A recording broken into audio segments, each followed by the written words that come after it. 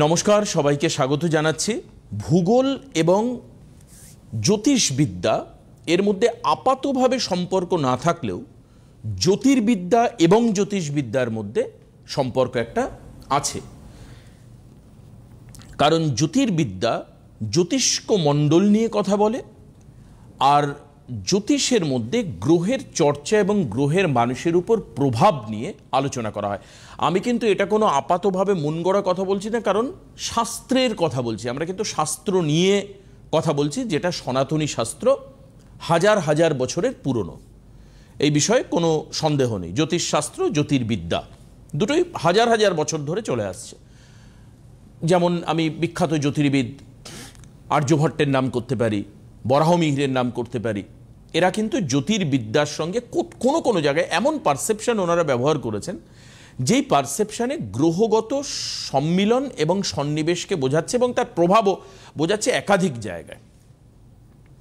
এবার এই যে তত্ত্ব, এই তত্ত্বে আমরা দেখতে পেয়েছি বৃহস্পতির প্রভাব। বৃহস্পতি আমাদের পৃথিবী থেকে অনেক দূরে। আমাদের পৃথিবী হচ্ছে সৌরজগতের একটি গ্রহ।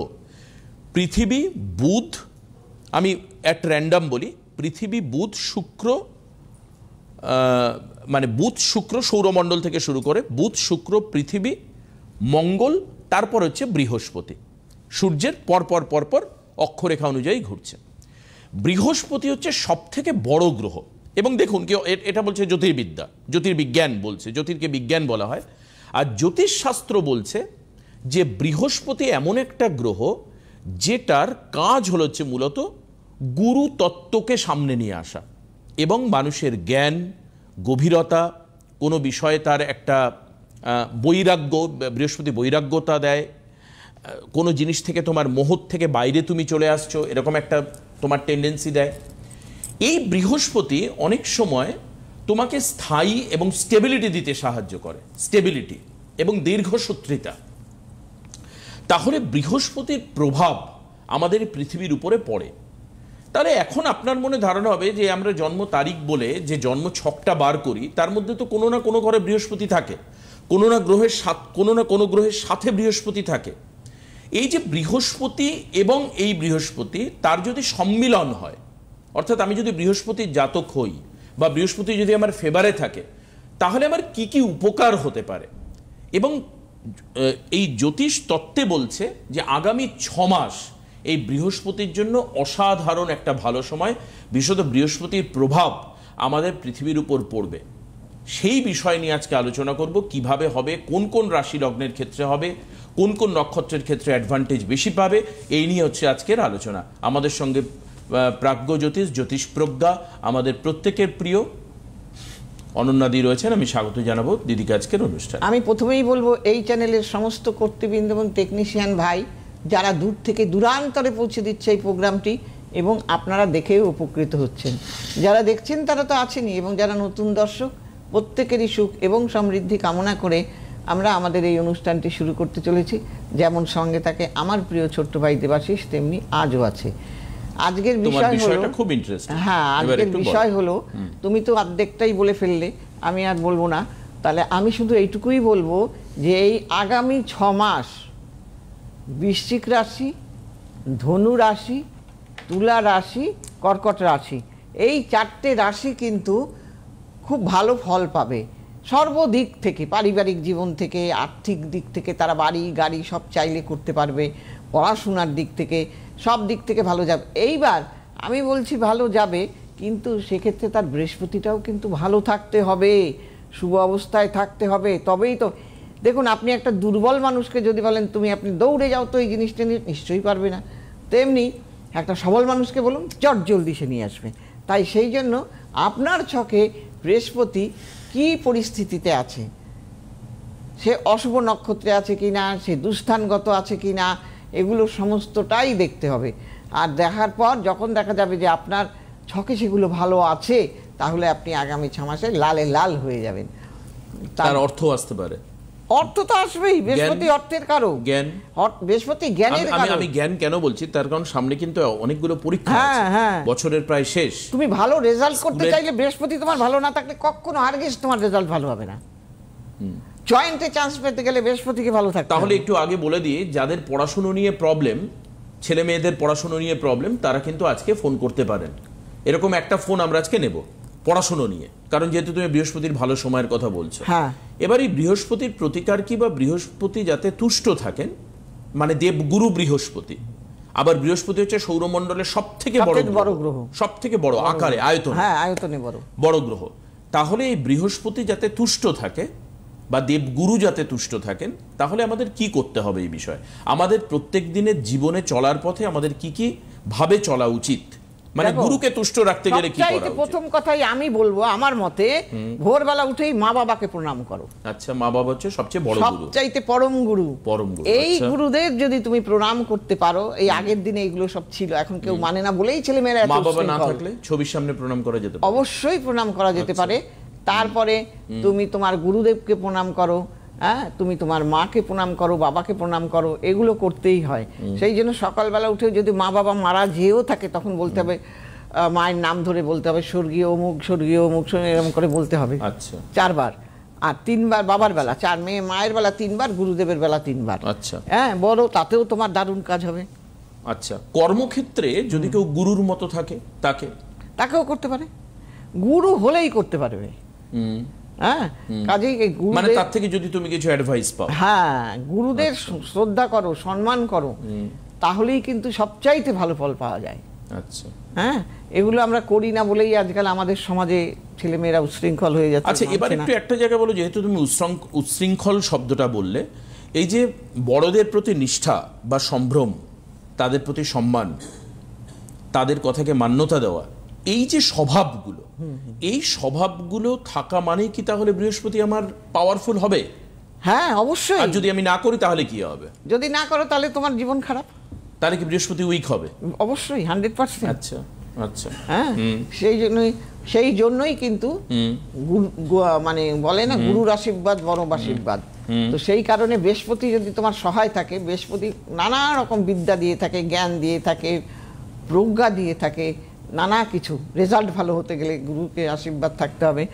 বৃহস্পতির আশীর্বাদ থাকলে বৈতরণীও পার হওয়া যায়। কাজেই এই বৃহস্পতিকে অবশ্যই ভালো থাকা উচিত। এখন আপনার চোখে কি অবস্থায় আছে সেটা দেখতে হবে, দেখে তবেই। সেই কারণের জন্য যদি কেউ দেখাতে চান অ্যাস্ট্রোলজারের কাছে, একমাত্র তাদের পক্ষেই সম্ভব বৃহস্পতির অবস্থানটা বলে, তোমার জন্মছকে কি আছে, কারণ এক প্রত্যেকের জন্মছক আলাদা আলাদা। অবশ্যই সময়, তারিখ এবং জন্মস্থান আমরা যেটা চাই, সেটার মাধ্যমে আমরা বৃহস্পতির অবস্থানটাকে বুঝতে পারি। ঠিক আছে? তো কাজেই আপনার যদি মনে হয় আপনার বৃহস্পতি কিরকম, বা আপনি একটু চর্চা করবেন এই বিষয়ে, অবশ্যই জ্যোতিষীয় পরামর্শ আপনাকে নিতে হবে। আসুন, এবার একজন ফোনে রয়েছে, অনন্যাদি, আমি নিয়ে নিই একটু। কে আছেন ফোনে? হ্যালো। হ্যালো, হ্যাঁ, কে, কোথা থেকে বলছেন? আমি রানাঘাট থেকে বলছি। রানাঘাট, নদিয়া? কৃষ্ণনগরে কিন্তু সামনেই ডেট আছে, 3 তারিখ। কৃষ্ণনগর সামনেই ডেট আছে। হ্যাঁ, জলদি যারা দেখাতে চাইছেন, যারা আগের মাসে দেখাতে পারেননি, হ্যাঁ 4 তারিখে ডেট আছে, যারা আগের মাসে দেখাতে পারেননি তারা চট জলদি বুকিং করুন, পেয়ে যাবেন। আপনি আমাকে বলুন যে কাউকে নিয়ে কি আপনি বুকিং পাচ্ছি না তো? কেন পাবেন না? আপনি ফোন করুন। কোন নম্বরে ফোন করে আপনি বুকিং এর চেষ্টা করছেন? কোন নম্বরে? ওই বক্সের নম্বরে। বক্সের নম্বরে, ওই যে কি বলো, ওই যে 7596। হ্যাঁ হ্যাঁ হ্যাঁ। তা আপনার সাথে কথা হয়েছে যারা বুকিং নেয়? বুকিং নেয় বলতে কি, এখন বুকিং নেই। কবে বলেছে এটা? এটা প্রায় মাসখানেক আগে বলেছে। ও, মাসখানেক, তাহলে তখন ছিল না। তখন ছিল না, এখন পাবেন। এর আগের চেম্বারটা যেটা হয়েছে সেইটার জন্য ছিল না। এখন এই সামনে আজকে তো 1 তারিখ, কাল, পরশু এবং তারপরের দিন আপনি আজকেই করে নিন বুকিংটা। আজকে আপনি বুকিং করে নিন এখনই। যাই হোক, আপনি যখন পেয়েছেন, তাহলে আপনি কার সম্পর্কে জানতে চাইছেন বলুন? ছোট মেয়ে। ছোট মেয়ে। কাউকে নিয়ে গেছিলেন দিদির কাছে?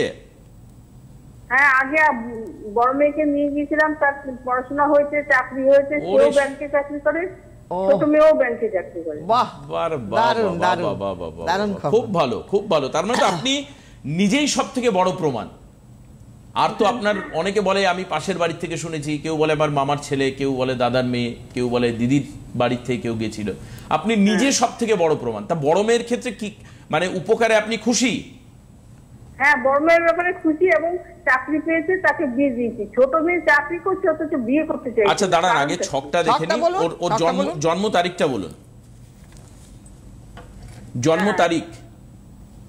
জন্ম তারিখ 1993। 1993। আর মাস? 26শে মার্চ। 26শে মার্চ। হ্যাঁ, সকাল 10:45। সকাল বেলা 10:45। 1993। 1993। 26শে মার্চ, 26/3/1993, 10:45 সকাল। সকাল, হ্যাঁ। জন্মস্থান কোথায়? জনসন রানাঘাট। রানাঘাট। দাঁড়ান, আপনার মেয়ের ছকে কি আছে আগে সেটা তো জেনে নিন এমনি লাইভে, তারপর আপনি চেম্বারে আসবেন, তখন রেমেডির কথা বা আরো বিস্তারিত আলোচনা হবে। মিথুন লগ্ন, মেষ রাশি, আপনি কি জানেন সেদিন ছিল শুক্রবার? হ্যাঁ হ্যাঁ, শুক্রবার। বাস, ঠিক আছে, এবার লাইনে থাকুন, আমি বলে দিচ্ছি সব।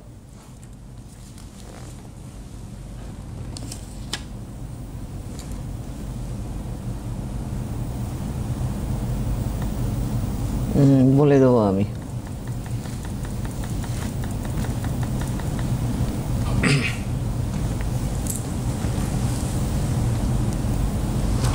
এবার একটা সত্যি কথা বলবো আপনাকে দিদি। হ্যালো হ্যালো, বলুন। আপনার মেয়ে কিন্তু প্রেমে জড়িয়ে আছে। প্রেমে জড়িয়ে আছে? 100% লিখে রাখুন। আচ্ছা। সেই কারণেই সেই বিয়েটা হচ্ছে না, ওর প্রেমের মানুষ করতে চাইছে না, সেই জন্য ও আপনাদেরও বলতে পারছে না, নিজেও করতে চাইছে না। বুঝতে পেরেছেন কি বললাম? হ্যাঁ হ্যাঁ, কে বলতে চাইছে না? মেয়ে বলতে চাইছে না? বলার মতো হলে অবশ্যই বলে দিত, বা সময় চাইছে হয়তো। হ্যাঁ, এটাও ব্যাপার। যেভাবে আবার হতে পারে যে ছেলের বাড়ির দিক থেকে কোনো বাধা আসছে, বা ও হয়তো প্রিপেয়ার নয়, অনেক কিছু হতে পারে। যেভাবেই হোক পরিস্থিতিটা ঠিক না, যার কারণে মানে বিয়েটা হচ্ছে না। বুঝতে পেরেছেন? এবং আপনারা যেটা দেখছেন সেটাও মানতে চাইছেন না। বুঝুন, সবকিছু তো একটা। হ্যাঁ, এবার ওর মাঙ্গলিক দোষও আছে। বুঝতে পেরেছেন কি বললাম? হ্যাঁ হ্যাঁ হ্যাঁ হ্যাঁ হ্যাঁ, আর মাঙ্গলিক দোষ আছে কিন্তু। এর জন্য কি হবে? এই মাঙ্গলিক বিবাহিত জীবন ভালো হবে না। বিবাহিত জীবন ভালো হবে না। আপনি যার সঙ্গেই ওর বিয়ে দিন না কেন, জন্ম ছকটা বিচার করিয়ে বিয়ে দেবেন। হ্যাঁ, আর আপনি এবার একটা কথা বলি শুনুন, বিয়ে যখন দিতে চাইছেন, আমি বলে দিই 1 2 3, ওর বিয়ের সময় কিন্তু ঘনিয়ে এসেছে। অতএব আপনি বিয়ের কাজটা করে নেবেন, দিলে যাতে বিয়ের ঘর খালি, তো ওই জন্য হতে চাইছে না। প্রেমের ঘরও খালি, কিন্তু প্রেম করে বসে আছে এই মেয়ে, এটাও হতে চাইছে না। অতএব আপনি ইমিডিয়েট এইটা দেখিয়ে একটা ব্যবস্থা করে ফেলুন, না হলে সময়ের চলে যাবে। আপনি জিজ্ঞেস করতে যাবেন না এই বিষয়ে মেয়েকে কিছু, খালি ফলো করুন। আপনি এই বছর কি হবে? হ্যাঁ, এই বছরের শেষের দিকে হবে। আপনি আগে জায়গাটা ঠিক করুন, না হলে কি করে হবে? এই বছরের শেষের দিকে হাতে সময়ও তো নেই। তাহলে আপনার কাছে তাহলে কৃষ্ণনগরে যেতে হবে। একদম একদম। কৃষ্ণনগরে আজকেই নামটা লেখান। আচ্ছা, আগামী 4 তারিখ চেম্বার রয়েছে। 4 তারিখ বলতে কাল হচ্ছে 2, মঙ্গলবারে চেম্বার। মঙ্গলবার, এই মঙ্গলবারে। তাহলে এই বছরই হবে রেমেডিতে করব। হ্যাঁ হ্যাঁ হ্যাঁ, ঠিক আছে। আপনারা প্রস্তুত বিয়ে দেওয়ার জন্য? রেডি? সব মেয়ের বাড়ির তো অনেক প্রস্তুতি থাকে। হ্যাঁ হ্যাঁ, রেডি। আমি প্রস্তুত। ঠিক আছে, তাহলে যান। ঠিক আছে, এখন যেটা দরকার সেটা হচ্ছে একটা ভালো ছেলে পেলে ভালো। হ্যাঁ, ও আপনার মেয়েকে ও দিদিকে দিক দিয়ে জিজ্ঞেস করান, যে ও কারোর সঙ্গে, আপনি জিজ্ঞেস করলে আপনাকে বলবে না, বুঝলেন? ও প্রেমে জড়িয়ে আছে, তাই তো? সেটা 100% আপনাকে আমি বলে দিচ্ছি। ছকে তাই বলছে। ছক কখনো মিথ্যে বলে না, ঠিক আছে? দিদির লাইন পাই না তো আমি। দিদিকে এই আজকেই ছিলাম। এই যে নিচের নাম্বারটাতে বুক করুন আজকে, এই যে 7596853615। আজকেই আপনি কৃষ্ণনগরের জন্য বুক করে নিন, কৃষ্ণনগর আসুন, সামনাসামনি কথা হবে। হ্যাঁ, আর যদি দেখেন যে এর মধ্যে বলে দিয়েছে মেয়ে যে কার সঙ্গে ওর ভালো লাগা বা কিছু, মানে ধরুন আজকে টাইম পাবেন, কাল পাবেন, পরশু পাবেন, তাহলে ছেলেটার জন্ম তারিখ, জন্ম ছকটাও একবার নিয়ে আসবেন। হ্যাঁ, যাক, এরকম কত সমস্যা আছে। আমার কাছে এসছে বারাসাতে, ওর মা বলছে ছেলেটা ব্যাংকে চাকরি করে, ওর মা বলছে আমার ছেলে কিছুতেই বিয়ে করবে না। এইবার আমি বলছি বিয়ে করবে না, দাঁড়ান আমি বলছি। দেখেই আমি বললাম যে আপনার ছেলে কি বিয়ে করবে?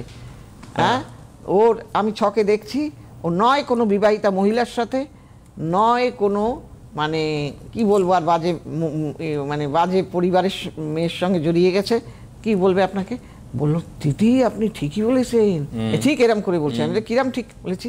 বলে কি, আমার একটা বৌদি করে সারাক্ষণ সেই বৌদির কথায় উঠে বসে, সেই বৌদি বাড়ি যায়। এগুলো বলতেও খুব খারাপ লাগে। এগুলো তো উচিত না করা, যেই হোক না কেন, ঠিক না এগুলো করা।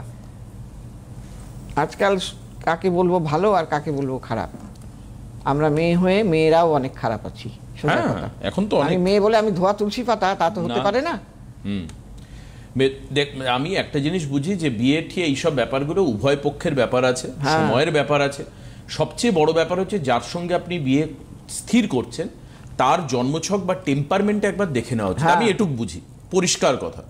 কবে হবে না হবে তার থেকে অনেকে মাথা কুটে মরে যাচ্ছে কেন হচ্ছে। এর যদিও বিয়ের বয়স হয়েছে 93-তে জন্ম, তার মানে তোমার 97, প্রায় 30-এর উপর তো বয়স হয়েই গেল, 32 বছর বয়স।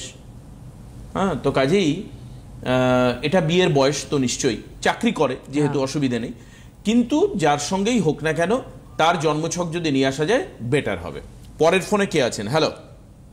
হ্যালো, হ্যাঁ বলুন, কে বলছেন? আমি জয়ন্ত চক্রবর্তী বলছি। দেবাঞ্জন, কার সম্পর্কে জানবেন আপনি? আমার ছেলের সম্পর্কে। আপনার ছেলে? আপনি কোথা থেকে বলছেন দাদা? আউশগ্রাম। আউশগ্রাম? হ্যাঁ, বর্ধমান। বর্ধমান? হ্যাঁ। কারুর কাছ থেকে শুনেছেন? বর্ধমানে দিদির প্রচুর ক্লায়েন্ট আছে, কারুর থেকে শুনেছেন যে অনন্যাদির সম্পর্কে খারাপ ভালো যা শুনেছেন তাই বলুন, কোনো অসুবিধা নেই। না, শুনেছি, ভালোই শুনেছি। আমি বর্ধমান থেকেই শুনেছি, বর্ধমানে আমার আত্মীয় আছে, তাদের কাছ থেকে শুনেছি। বর্ধমানের প্রপারে তো ওনার দীর্ঘদিনের, উনি আজকের লোক, ওনার চেম্বার বর্ধমান। উনি 40 বছর ধরে অ্যাস্ট্রোলজির সঙ্গে যুক্ত, 40 বছরের ওপর। বর্ধমান কত বছর চেম্বার করেছেন? এখন যারা বর্ধমানে যায় না তারা শেওড়াফুলিতে চলে আসে। শেওড়াফুলিতে আসে। তো যাই হোক, আপনি আপনার ছেলে কেমন আগে একটু শুনেনি। আপনার ছেলের জন্ম তারিখটা শুনি দেখি একটু। হ্যাঁ, আমার ছেলের জন্ম তারিখ হচ্ছে 27/5/2003। 27/5/2003 জন্ম। 5 না 6? 27? 27/5/5। আচ্ছা, 2006? 2003। 2003। সময় সকাল 10:30টা। 2003। হ্যাঁ, 2003, ঠিক আছে। 5:30 সকালবেলা। জন্মস্থান কোথায়? 10:30, সকাল 10:30 জন্মস্থান। সকাল 10:30, আচ্ছা। আর কোথায় জন্মস্থান? কোথায় জন্মস্থান? এই আউশগ্রামের স্বাস্থ্য কেন্দ্রে, বর্ধমানেই আর কি। বর্ধমান। কর্কট লগ্ন, মীন রাশি, আপনি কি জানেন?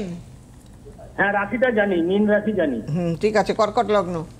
এইবার আপনি লাইনে থাকবেন, আমি একটা করে বলে এই তুমি একটু আগে কিন্তু বললে কর্কট লগ্নের ভালো সময়, আগামী 6 মাস ভালো সময় যাবে। কিছুক্ষণ আগে তুমি বলেছো যদি তার গ্রহটা ভালো থাকে তবে। বৃশ্চিক, ধনু, তুলা, কর্কট। দেখো তো বৃহস্পতি কেমন আছে। যদি লগ্ন ভালো থাকে তবেই হবে, না হলে বৃহস্পতি ভালো নেই। বৃহস্পতি ভালো নেই, আচ্ছা। লগ্ন ভালো থাকে তবেই হবে, না হলে। আচ্ছা,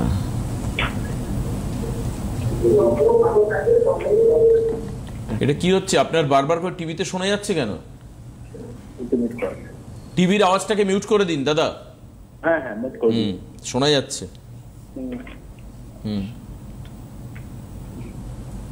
জানতে চাই আপনার জানার বিষয় কি? ওর কেরিয়ার আর উচ্চশিক্ষা? ওর কেরিয়ার জানা দরকার, কেরিয়ার সম্বন্ধে। আমি বলছি কেমন হবে, কি যাবে। আগে কেরিয়ার পরের কথা। এই যা দেখছি সব, এ কোনো বাজে মেয়ের খপ্পরে পড়ে যাবে, নয় বিবাহিতা আর না হয় চরিত্র খারাপ। এরকম মেয়ের পাল্লায় কিন্তু আপনার ছেলে পড়ে যাবেই যাবে, লিখে রাখুন। আর সে হবে বেটে টাইপের। হ্যাঁ, এটা একটু লক্ষ্য করবেন দাদা। দেখুন, একবার হাতের বেহাত চলে গেলে আর কিছু করা যায় না। 22 বছর বয়স। হ্যাঁ, আরে 22-13 বছরে করে বসে আছে। না, আমি তা বলছি না যে 22 বছরে করে। আজকালকার ছেলে মেয়েরা বাপ রে বাপ ধন্য, আমার কাছে আসে বলে শুনি তো। তো যাই হোক, আপনি এটার খুব লক্ষ্য রাখবেন। হ্যাঁ, বুঝতে পারছেন? এমনিতেই আপনার ছেলে বড্ড ইমোশনাল, স্রোতের বেগে ভাসে।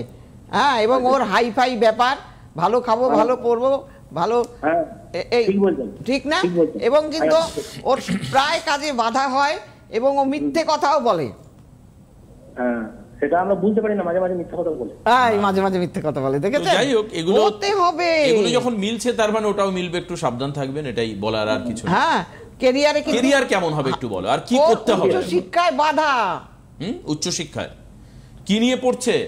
ও পলিটেকনিক করেছে এবং ফিটারে আপনার করেছে, ফিটার নিয়ে ওই যেটা করে আর কি, ফিটার নিয়ে আইটিআই আইটিআই। আইটিআই করছে করেছে, আইটিআই করেছে এবং আপনার ধরুন পলিটেকনিকটাই সালে শেষ হয়েছে, এই 6 মাস হলো। চাকরি পেয়েছে? না না, চাকরি পায়নি। চাকরি পায়নি। আচ্ছা, পলিটেকনিক করেছে, আইটিআই নিয়ে, মানে আইটিআই করেছে ফিটারের উপরে। হ্যাঁ ফিটারে। হ্যাঁ, না পড়াশোনায় তো বাধা বোঝাই যাচ্ছে দেখে। হ্যাঁ, পড়াশোনায় তো বাধা আছেই, আছেই। পড়াশোনায় বাধা বোঝাই যাচ্ছে। পলিটেকনিক করলো, হাই সেকেন্ডারিতে মার্কস কেমন ছিল?